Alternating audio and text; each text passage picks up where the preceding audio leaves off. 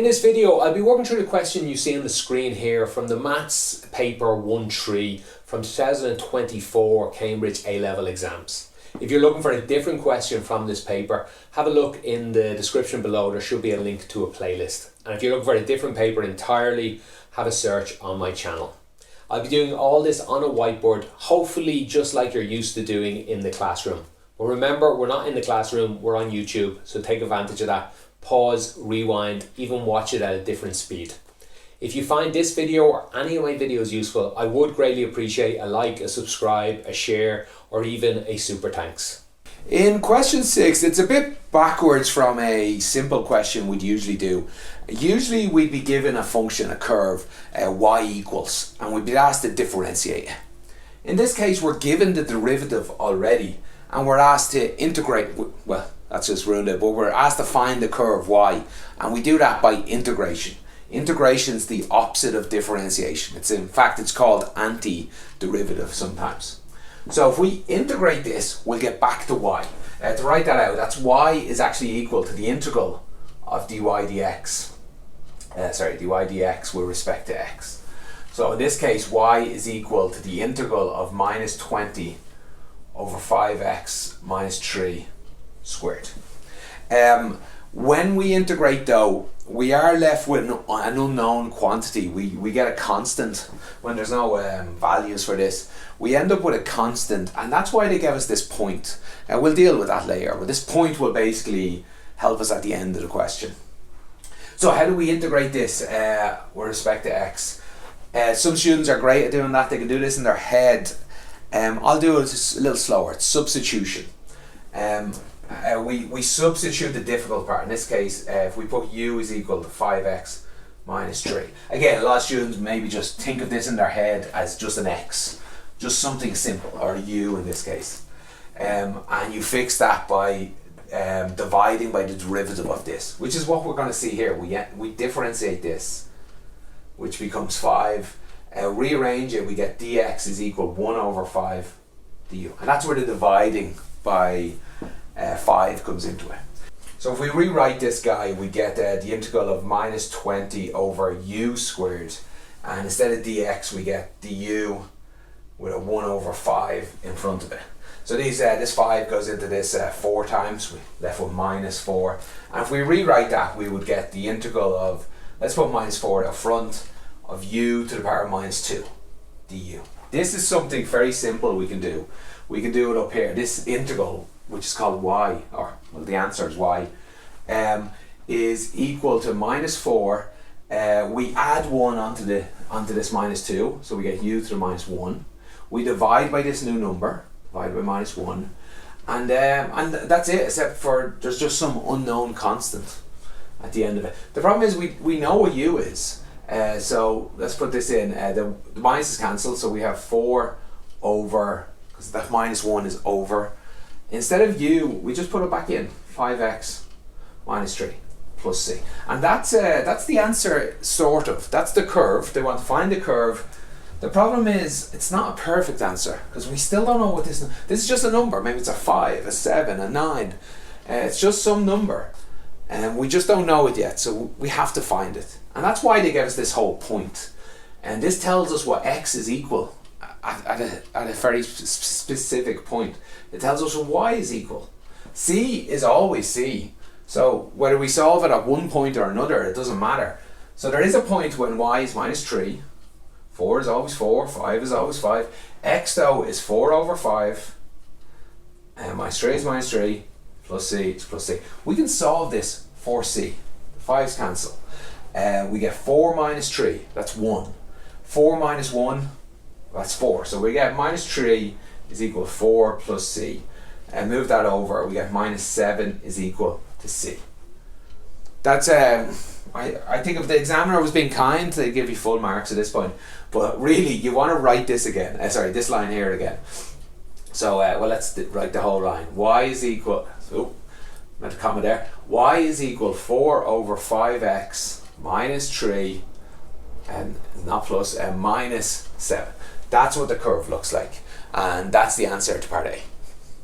In part B, they ask us to we keep the same equation as we found in part A, but they ask us to find an equation if this curve is stretched in the x direction by a half. That's interesting because, let me draw a few examples up here. Let's say this is what, this function's complicated looking. I don't want to try and draw it. Let's just pick any function. To stretch in the x direction, it means we take the y-axis and we're pulling things away from it, either side. That's what stretching is. The problem is here, they want us to stretch it by a half.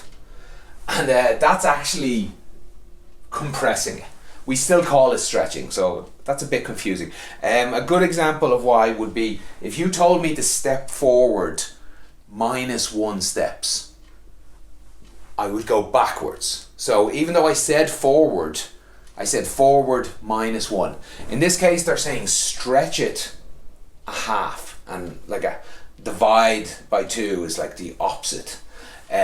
So instead of stretching, let's say this guy is, 4 and this is 6. Stretching it by a half actually brings it back to 2 and 3. So we end up with this compressed. Rather than stretched out, it's compressed in. Anyway, that's the first thing they ask us to do. Then they ask us to move it to 10. Let me write that down. 2, 10. That means move it to the right 2 and say up 10. These are both positive. So positive is right, positive is up. Okay, so that's what they're asking to do. Easy to draw. Often they ask us to do this visually, but how do we do it in mathematical terms? Let's do the stretching. Do it in the order they told us. The stretching first. So I'm going to write this. I'm going to do it the same way every time pretty much. 4. So when we're stretching in the x direction, it's the x's got affected.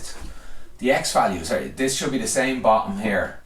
The y never changed. The y was 0, the y was 0. The y was, -3, it's still -3. The y's never got changed. It's the x that's getting changed, stretching in the x-axis. So 5, I'm going to leave an empty bracket here. -3, -10. So how I think of this, I don't know if this is the best way. I've never really felt I described this this too well. But how I often think of this is, we're stretching like by a number, in this case by a half. So I want the same thing to come out when I put half of the amount in. So in this case I put 4 in and got 0. I want to get the same thing out when I put 2 in, half of the number. So if I half what went in here originally is x, I know that worked. So if I put half of that in, I want it to work the same. So that's how we end up getting 2x in there. And we'll see something similar in a moment. It's often the opposite. And it's not really the opposite, it's this is a new x is the thing. And the new x is half the size as the old x. Is really how it's done. And that's how I think of it. So if you're stretching by half, we put 2x in. If you're stretching by 8, we put 1/8 in. And we clean that up, we just multiply all that out. Listen, because these are different y's. This is one curve, this is a whole new curve. Different y, different x. So that's maybe, will fix some confusion. Anyway, this is 4 over now 10x -3 -7. That's the stretching done. And next they've asked us to do this moving. And very similar. If we'll do each of them separately. I'll move the 2 first. I'll leave the y for a moment.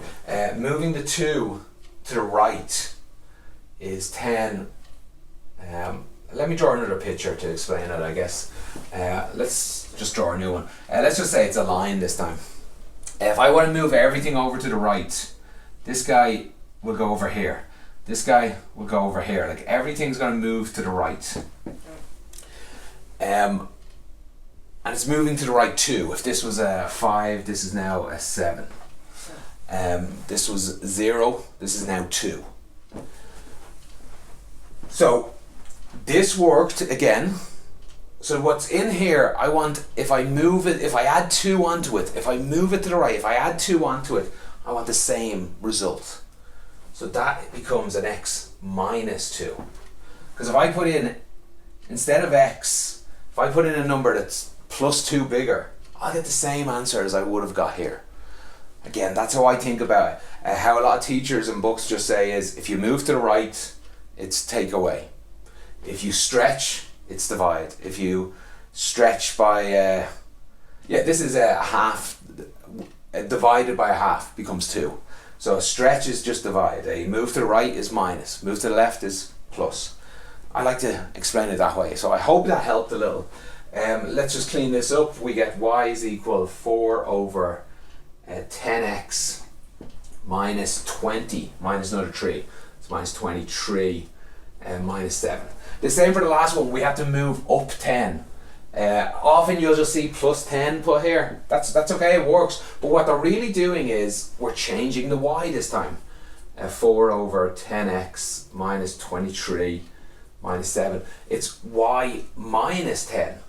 Because just the same waffle I said here is why it's there. But you'll notice y's are so much easier to deal with. If you want them to get stretched by 2, you divide by 2 here, but you just multiply this side by 2. If you want to move up 10, well, you take 10 away here, but you could just move the 10 over, and that's how you often see a row. So it's just 4 over 10x minus 23 minus 7 plus that 10, so it's plus 3. And I'll just check my answer. Yeah, that's the answer to that question. Right, apologies, my voice is gone, but hopefully the maths was okay. Hopefully you got something out of that. If you have any follow-up questions, let me know in the comments. I'll do my best to get back to you. Thanks for watching. Have a great day.